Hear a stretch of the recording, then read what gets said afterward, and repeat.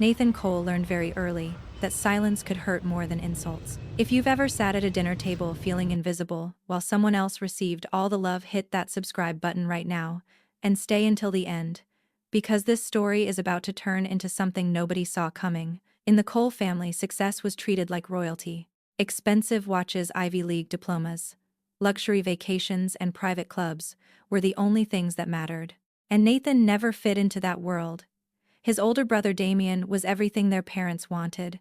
Perfect grades, perfect suits, perfect smile. By the time Damien became a rising corporate attorney in Chicago, their mother spoke about him like he was a celebrity. Family friends shook his hand with admiration.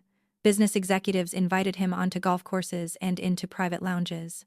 Meanwhile, Nathan spent his days covered in grease, repairing damaged engines and broken cargo machinery near the Gulf Coast shipping docks. To his family, that made him an embarrassment.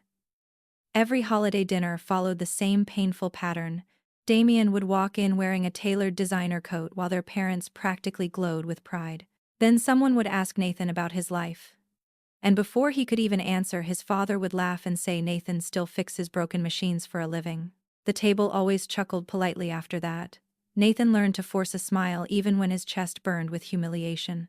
It wasn't just the jokes that hurt. It was the way nobody asked about his dreams, his work, or his exhaustion after 14-hour shifts. At family photos, Damien always stood in the center, while Nathan was pushed toward the edges like an afterthought. Even as a child, Nathan understood something terrifying in his family: love came with conditions. You had to earn it through status and money. One Christmas Eve, while snow covered the streets outside their massive suburban home, Nathan overheard his mother talking to guests in the kitchen. She thought he was upstairs. Damien will probably retire rich before 40, she said proudly. Then her voice lowered. Nathan, well, not every child becomes somebody important. The guests laughed softly. Nathan stood frozen in the hallway, holding a plate of untouched food, while those words dug into him deeper than any insult ever had. That night changed him forever. He stopped trying to impress them after that, stopped defending himself, stopped explaining why he liked building machines more than wearing expensive suits. Instead, he quietly began planning an escape. Nobody noticed, because nobody was paying attention to him anyway. And maybe that was their biggest mistake. While the family worshipped Damien's polished image, they completely ignored the quiet son, standing in the shadows, the one who was learning how the real world actually worked. The son who would eventually build something so massive that the same people who mocked him would one day stand speechless in front of his success. And trust me, what Nathan does next will leave his entire family begging for forgiveness too late. Nathan Cole used to think humiliation would eventually stop hurting. He was wrong. If your own family has ever made you feel smaller every single year, comment number 2 below right now. Because what Nathan endured at those family dinners would break most people. In the Cole household, appearances mattered more than loyalty. Damien was treated like a future king long before he ever earned his first paycheck. Their parents bragged about him constantly, hanging his academic awards across the living room walls like museum pieces. Whenever guests visited, Damien became the center of attention within minutes. Nathan, meanwhile, became background noise. By the time both brothers were adults, the difference in treatment had become painfully obvious. Damien arrived at family gatherings in imported luxury cars, while relatives rushed outside to greet him like a celebrity. Nathan usually arrived alone after exhausting shifts at the shipping docks, his hands rough from repairing industrial equipment all day. Nobody cared how tired he looked. Nobody asked whether he was happy. His mother only cared about one thing. Please try not to talk too much about engines tonight, she whispered, before one Thanksgiving dinner. Damien invited important people. Nathan still remembered the sting of those words years later. During dinner, Damien dominated every conversation effortlessly. Corporate lawsuits, private investors, luxury apartments downtown. Their father listened proudly, while nodding at every sentence like Damien was delivering a presidential speech. Then, attention briefly shifted toward Nathan. One of Damien's friends smiled politely and asked, "So what exactly do you do?" Nathan opened his mouth to answer, but his father interrupted immediately. "Nathan keeps cargo machines alive. At the ports," he joked while laughing into his wine glass. "Someone has to do the dirty work." The table exploded with laughter. Damien smirked without saying a word. Nathan forced himself to smile while quietly staring at his untouched plate. That moment stayed with him because nobody defended him, not his mother, not his relatives. Nobody. The humiliation became a tradition after that. Every holiday felt like another performance where Damien played the successful son and Nathan played the disappointment. Christmas dinners, birthday parties, charity events. It never changed. Once, during a family photo session, Damien's wife actually asked Nathan if he could stand near the back, so the pictures looked more elegant. Another time Nathan overheard relatives discussing how embarrassing it must be for their wealthy family to have a mechanic in the bloodline. They spoke about him like he wasn't even in the room. The worst part was that Nathan genuinely tried. For years. He bought better clothes. He practiced speaking differently. He even tried learning about finance and investment trends, just so he could participate in conversations at dinner. None of it mattered. In his family's eyes, Damien represented success, while Nathan represented failure. And eventually Nathan realized something dangerous. No matter how hard he worked, they had already decided who he was. That realization hardened him slowly. He stopped sharing personal stories, stopped explaining himself, stopped expecting kindness from people who only respected appearances. While his family laughed about his small life, Nathan quietly began building emotional walls around himself. Walls so strong that one day when the truth finally came out, nobody in that family would be prepared for what they had created. The night Nathan Cole disappeared from his family's life, nobody tried to stop him. If you've ever realized the people closest to you only notice your absence when they need something, hit that subscribe button right now. Because Nathan's next move changed everything forever. After years of humiliation, something inside him finally broke during another unbearable Christmas dinner. Damien spent the entire evening bragging about a luxury condo deal in downtown Chicago, while their parents listened like proud investors at a corporate presentation. Nathan barely spoke at all. He sat quietly at the far end of the table, while relatives discussed expensive schools, private memberships, and stock portfolios, as if money itself determined human value. Then came the moment Nathan would never forget. One of their cousins jokingly asked whether Nathan still worked under dirty cargo trucks.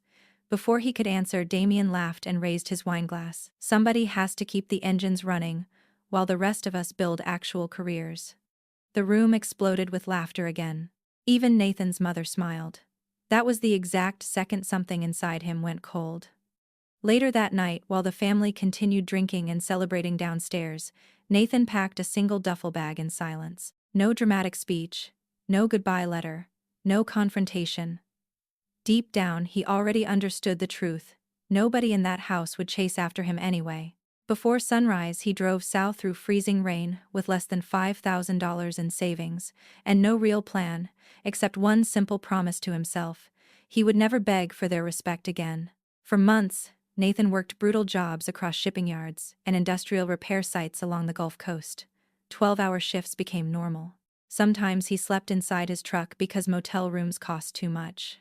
But for the first time in his life, nobody mocked him for getting his hands dirty. Nobody compared him to Damien. That freedom changed him. One evening at a deteriorating cargo terminal near New Orleans, Nathan met Victor Hale, a retired engineer known for designing automated freight systems decades earlier. Victor noticed Nathan repairing a broken hydraulic loader faster than an entire maintenance crew. Instead of insulting him, Victor simply asked, "Who taught you to think like that?" Nathan almost didn't know how to respond. Nobody had ever complimented the way he thought before. Over coffee in a nearly empty diner, Nathan explained his ideas about modernizing cargo logistics and reducing international shipping delays through automated systems. Most people would have dismissed those ideas immediately. Victor didn't. He listened carefully for over 3 hours. By midnight, Victor leaned back in the booth and said something Nathan would remember forever. "You're not meant to fix broken systems for other people," he said quietly. "You're meant to build your own." That conversation changed Nathan's entire future. Over the next year, the two men secretly worked together inside abandoned warehouses and temporary offices, sketching blueprints for a revolutionary cargo automation network. Nathan handled operations while Victor focused on engineering design. They had almost no investors, almost no resources, and countless failures. Some nights the electricity shut off because they couldn't pay bills on time. But unlike Nathan's family, Victor never treated him like he was small. For the first time in his life, someone believed in him before success arrived, and that belief became more valuable than money ever could. Nobody noticed when Nathan Cole became dangerous. That was the terrifying part. If you've ever been underestimated by people who thought you would never become anything, hit that subscribe button right now. Because Nathan's rise from forgotten mechanic to powerful businessman is about to shock everyone. In the beginning, Hale Dynamics looked like a complete failure. The company operated out of a decaying warehouse near the Louisiana shipping docks, where rain leaked through the ceiling every time storms rolled in from the Gulf. Their office furniture came from abandoned storage auctions. Half their computers barely worked. Some nights Nathan and Victor slept on folding chairs because they couldn't afford hotel rooms after paying suppliers. Investors laughed at them constantly. Major shipping corporations rejected their proposals without even reading the full presentations. More than once, Nathan overheard executives mocking his rough hands and work boots before meetings even started. But unlike his family, Nathan had stopped needing approval. Every insult became fuel. Every rejection pushed him harder. While Damien attended luxury galas in tailored suits, Nathan spent endless nights studying cargo traffic systems, mechanical automation, and international freight bottlenecks. He learned everything: port regulations, supply chain software, shipping insurance law, customs delays. He treated knowledge like survival. Victor often found him asleep at his desk, surrounded by blueprints and coffee cups, at 3 in the morning.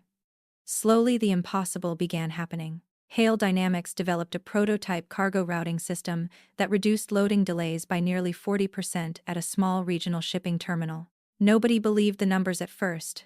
Then another port requested a trial, then another.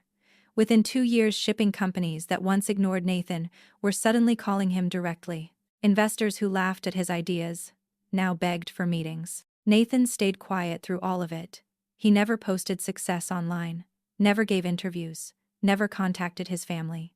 In fact, whenever his mother occasionally called to ask what he was doing, Nathan simply answered, "Still repairing equipment," and she usually changed the subject within seconds. That anonymity became his greatest advantage. Nobody saw the empire growing because nobody believed he was capable of building one. By the time Hale Dynamics secured its first international contract, Nathan had transformed completely. The exhausted mechanic, covered in grease, was now negotiating multi-million-dollar logistics deals with executives from Singapore, Germany, and Dubai. Yet he still carried himself the same way: calm, quiet, watching everything. Victor once asked him why he never confronted his family after becoming successful. Nathan stared out at the massive cargo ships moving across the harbor before answering softly. "Because people who look down on you never believe the truth until it humiliates them publicly." Those words stayed with Victor for years. As Hale Dynamics expanded across the country, Nathan reinvested almost every dollar back into the company. New automation systems, smarter shipping software, private freight infrastructure. Competitors started calling him the ghost executive because almost nobody knew what he looked like. But inside the industry, his reputation became legendary. Port delays dropped dramatically wherever Hale Dynamics operated. International clients doubled. Millions became tens of millions, then hundreds of millions. And through all of it, Nathan never forgot the nights he slept inside broken warehouses, while his family laughed about his small future. Because deep down he had already made a promise to himself. One day the same people who treated him like a failure would be forced to look directly at what they created when they underestimated him. The invitation arrived like an insult, wrapped in gold. If you believe success is the best revenge, hit like and subscribe right now, because Nathan Cole was about to walk into the one room where everyone who mocked him would finally realize who he truly was. By then, Hale Dynamics had already become one of the fastest-growing logistics companies in North America. But Nathan kept his identity hidden from almost everyone outside the industry. His family still believed he spent his days repairing machinery at shipping docks somewhere along the Gulf Coast, and Nathan never corrected them. One rainy afternoon, his mother called unexpectedly while Nathan reviewed a multi-million-dollar infrastructure proposal from Singapore. Her tone sounded unusually cheerful. "Damien and Elise are hosting a charity fundraiser next month," she said proudly. It's going to be at the Aurora Crown Tower. Nathan stayed silent for a moment. Aurora Crown Tower wasn't just another luxury skyscraper. It was his building. 3 years earlier, Hale Dynamics had secretly financed most of the project through multiple holding corporations. Nathan personally approved the tower's private rooftop suites, executive security systems, and elite conference floors. Yet his family had no idea. "You should come," his mother continued. "It might help you network with more successful people." Nathan almost smiled at the irony. The fundraiser itself was already partially funded by anonymous donations from companies he owned. "I'll think about it," he replied calmly. Before hanging up, his mother added one final comment that stayed in his mind for weeks. "And Nathan, please wear something respectable this time. Damien's investors will be there."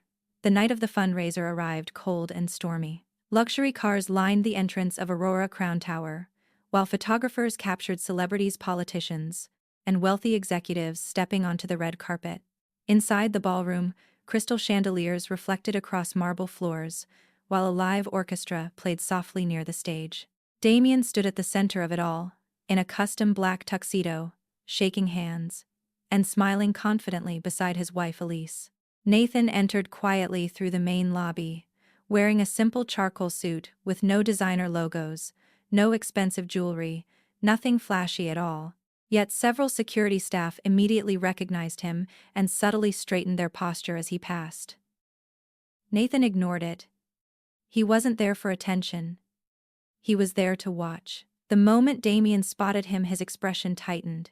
"You actually came?" he asked, with visible surprise. Elise forced a smile, but looked Nathan up and down with obvious judgment. "This event is mostly executives and investors," she said carefully. "The rooftop reception afterward is private." Nathan nodded calmly. "Understood." Damien smirked slightly before returning to his wealthy guests. Throughout the evening, Nathan remained near the edges of the ballroom, while powerful business leaders unknowingly discussed Hale Dynamics contracts only a few feet away from the man who owned the company. Several international investors recognized Nathan instantly and attempted to approach him, but he politely avoided every conversation. He wanted to see how far his family's arrogance would go before the truth destroyed it. Then came the announcement that changed everything. Damien raised a champagne glass and proudly invited select VIP guests to continue the celebration at the private rooftop penthouse above the city skyline. Nathan quietly stepped toward the same elevator behind them. Damien immediately turned around. Rooftop access is invite only," he said coldly. But before anyone could stop Nathan, the elevator scanner flashed green. "Access granted, owner authorization confirmed." And suddenly the entire atmosphere inside the elevator changed. Nathan Cole had spent years imagining what it would feel like to stand above the people who once looked down on him. But when the moment finally arrived inside the Aurora Crown Tower elevator, he wasn't prepared for the silence that followed. The green scanner light reflected across Damien's frozen face, while the words "Owner authorization confirmed" glowed brightly above the control panel. Nobody spoke at first. The wealthy investors, standing beside Damien, exchanged confused looks, while Elise stared at Nathan, like she was seeing a stranger for the first time. Then the elevator doors quietly closed behind them, sealing everyone inside a rising box of tension and humiliation. Damien laughed nervously, trying to recover control of the situation. "There must be some mistake," he said quickly, while forcing a smile toward the others. "Security systems glitch all the time in these new buildings." Nathan said nothing. He simply stood near the back wall, with his hands calmly folded in front of him. The elevator continued climbing higher, bypassing the luxury rooftop reception floor entirely. Damien's confidence began cracking almost immediately. "Wait," Elise whispered while staring at the digital floor display. "Why are we still going up?" Nobody answered her. The elevator finally stopped at a level none of them had ever seen before, level 88, private residence access only. A soft chime echoed as the doors slowly opened into a breathtaking private sky lounge, surrounded by floor-to-ceiling glass windows overlooking all of Chicago. The entire city glowed beneath the storm clouds, like a sea of gold. A security director in a dark tailored suit immediately stepped forward. "Good evening, Mr. Cole," he said respectfully. "Your penthouse has been prepared exactly as requested." The silence afterward felt suffocating. Damien looked physically sick. Elise's face lost all color. Nathan slowly stepped out of the elevator while the others remained frozen behind him. The security director continued speaking calmly. Your guests may enter once approved. Guests. That single word shattered whatever remained of Damien's pride. Nathan. He finally whispered. What the hell is this? Nathan turned slowly toward him. This, he replied quietly, is my building. Nobody moved. Nobody breathed. The investors standing nearby suddenly looked at Nathan very differently now. Several of them immediately recognized the name Cole from confidential Hale Dynamics ownership records. One older executive actually lowered his champagne glass in shock. Damien shook his head repeatedly, as if refusing to accept reality itself. No, he muttered. No, that's impossible. You fix cargo equipment. Nathan almost smiled. That's what you told yourself. The security staff then handed Nathan a digital tablet containing building reports and executive notifications. Nathan reviewed them casually like a man completely comfortable in absolute power. That image destroyed Damien more than any insult ever could. For years Damien believed success belonged naturally to people like him, polished, wealthy, socially admired people. Nathan was never supposed to stand above him. Especially not like this. Elise suddenly spoke with a trembling voice. Why didn't you tell anyone? Nathan looked at the city's skyline before answering. Because none of you ever cared enough to ask. Those words hit harder than the revelation itself. Every cruel joke, every family dinner, every moment they treated Nathan like a disappointment suddenly came rushing back into the room all at once. And for the first time in his life, Damien finally understood something terrifying. The quiet brother he mocked for years hadn't disappeared after all. He had simply been building something so massive in silence that by the time the truth surfaced it was already far too late for anyone to stop it. The moment Nathan Cole opened the penthouse doors, the entire balance of power inside that family shattered forever. If you're enjoying this story so far, hit like and subscribe right now. Because what Nathan revealed next completely destroyed the image his family had built around themselves for years. The private sky residence above Aurora Crown Tower looked less like an apartment and more like the command center of a billionaire empire. Floor-to-ceiling glass surrounded the massive living space while storm clouds rolled across the Chicago skyline beneath them. Rare artwork covered the walls. A black marble fireplace stretched across one side of the room. Beyond the main lounge sat a private executive office overlooking the entire city. Damien slowly stepped inside, with the same expression people wear at funerals. Elise followed behind him in silence, while the wealthy investors who accompanied them suddenly treated Nathan with nervous respect. Only minutes earlier, they had viewed him as an insignificant outsider. Now, nobody seemed sure how to speak around him. Nathan walked calmly toward the center of the penthouse, while security staff closed the doors behind everyone.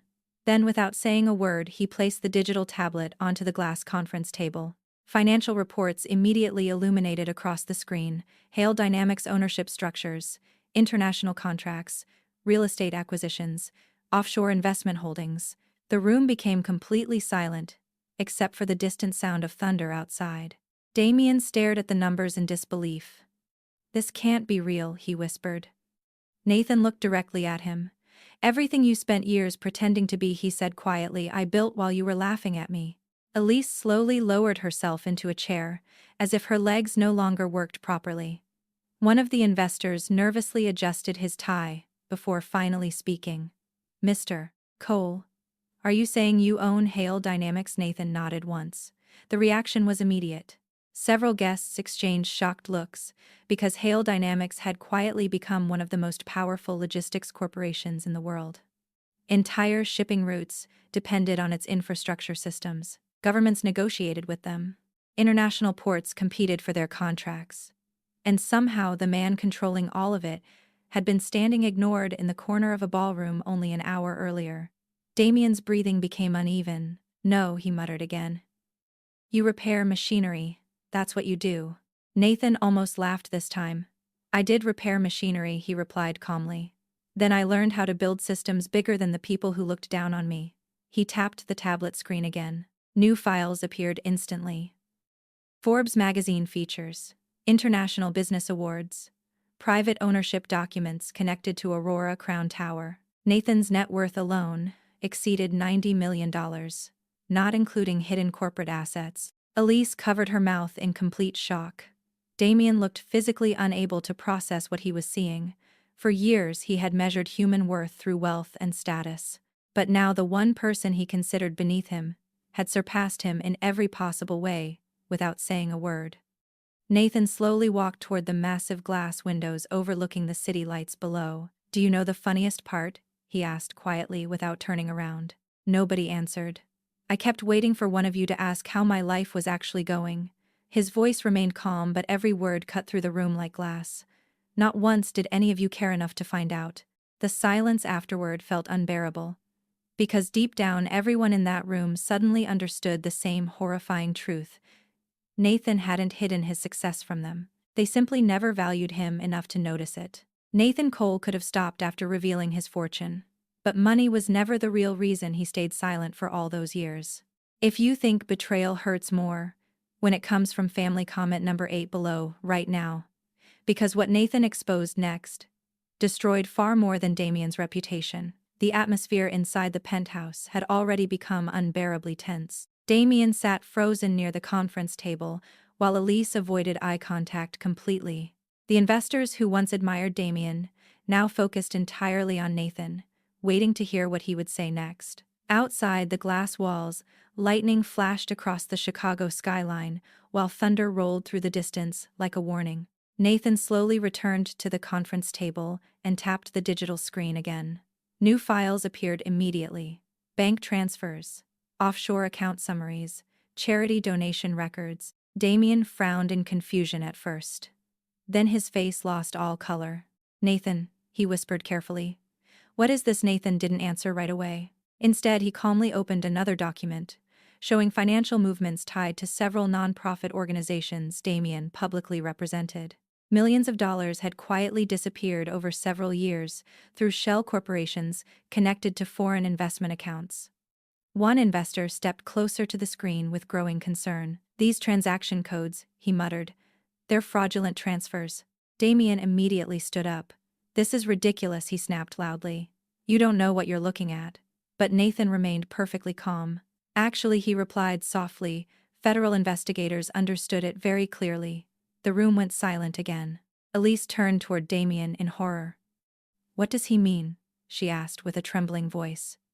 Damien ignored her completely. Sweat now covered his forehead despite the cold air inside the penthouse. Nathan continued speaking with terrifying composure. 3 years ago, while expanding Hale Dynamics internationally, my legal team discovered irregular financial activity connected to one of your charity foundations." He slowly looked directly at Damien. "At first I thought it was accounting negligence." Another file appeared on the screen. Hidden asset reports, tax discrepancies, private transfers routed through fake consulting firms. The evidence became impossible to deny. "But then we found the offshore accounts," Nathan continued, "and the money laundering network attached to them." Damien slammed both hands against the table. "You set me up," he shouted. Several guests stepped backward in shock. Nathan barely reacted. "No," he answered quietly. "I gave you years to stop." Elise covered her mouth as tears filled her eyes. "Damien," she whispered, "tell me this isn't true." He said nothing. That silence became the answer. Nathan then revealed the final blow. 1 week before the fundraiser, he had already transferred all evidence to federal authorities and financial crime investigators. This entire evening had simply been the moment Damien finally realized his life was already collapsing.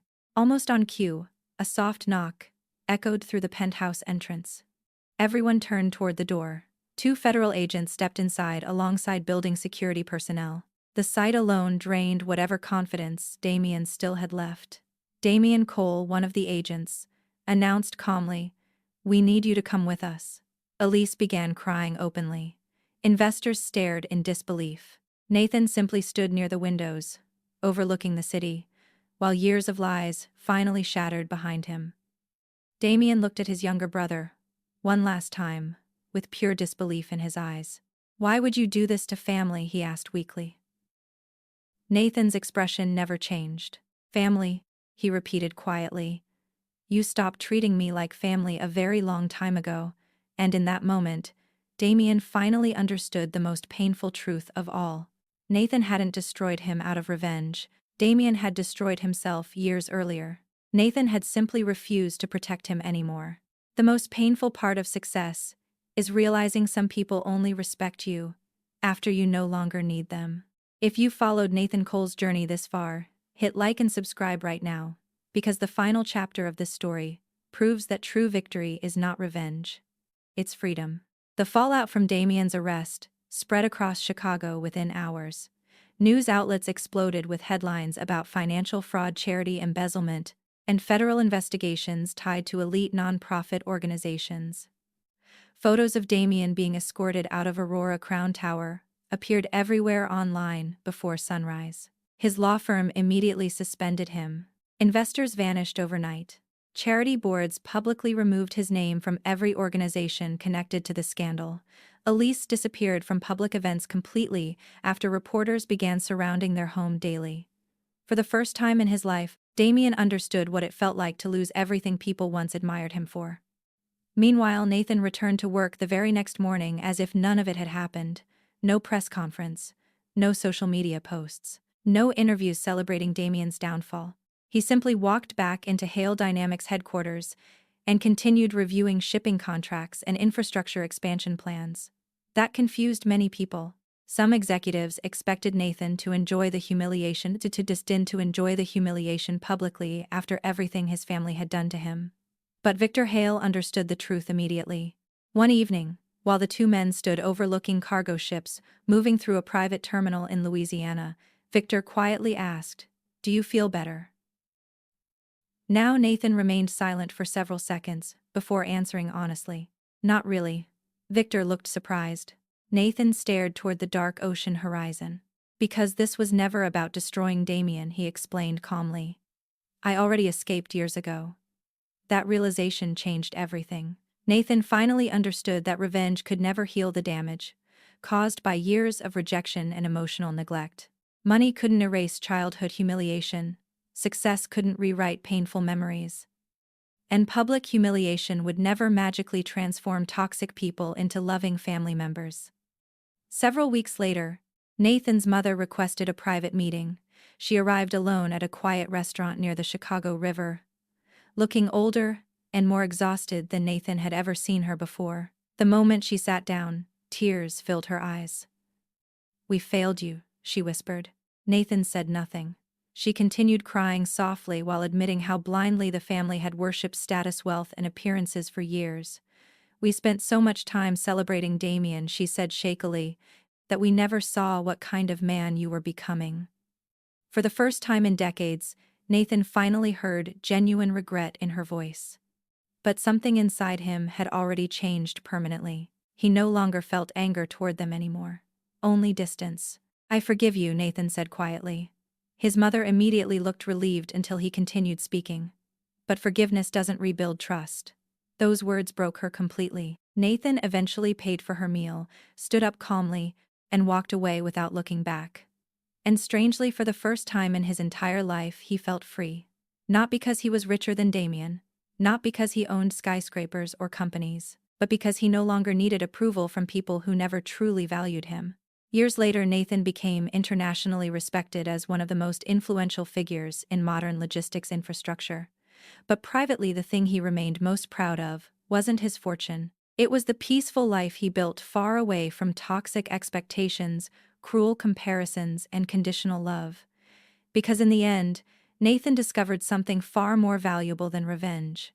He discovered peace,